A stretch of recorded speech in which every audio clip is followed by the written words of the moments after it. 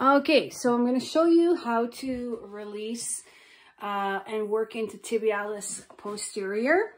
If we are having issues with plantar fasciitis, any sort of foot issues, tibialis posterior comes underneath the foot and spreads out, right? So if we are having issues with the foot, we have to work our way up into tibialis posterior. We can work anterior, of course, tibialis anterior is also important. So as you can see, I have a pillow underneath her knee so that the gastroc and soleus are actually are able to fall away from the bone. So what that does is that it creates a space in between here. As you can see, I can actually get in underneath the tibia, which is where and how you're going to access tibialis posterior.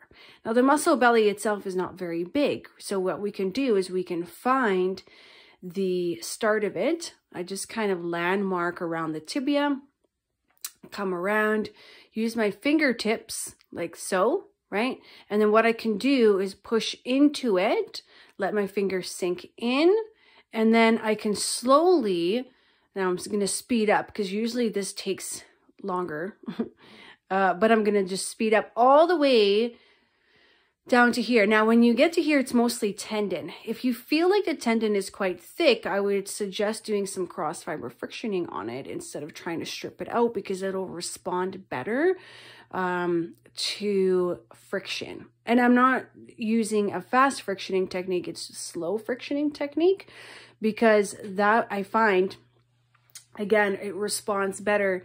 And we can also work with the fascia in this line as well. If we want to work into the bottom of the foot to release the tendons even further, I would suggest completing this whole origin to insertion point for tibialis posterior. I find I get the most effect out of that. If you want to work into tibialis anterior, again, the muscle belly is quite small, right? It's usually about here or even maybe shorter for some people. I use my thumbs. Usually I kind of brace my thumbs like so, and I pull it away from the tibia. I just find that that is the most effective way that the muscle will release the fastest. You can also kind of pin it down like so. And then what you're going to get your client to do is point her toes up towards the ceiling. Yeah, as you can see, perfect. She's moving her foot. And then you're going to point your toes down like so. And what that does is that movement like this creates a kind of like a pin and stretch, but we are pinning it and the client is moving the foot.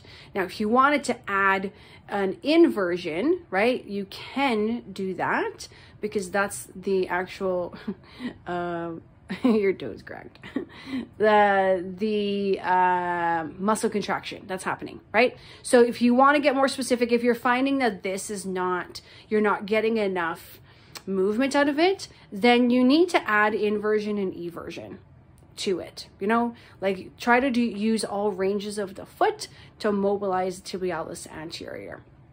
This is great if you have gastroc and soleus issues because it's the antagonist gastroc.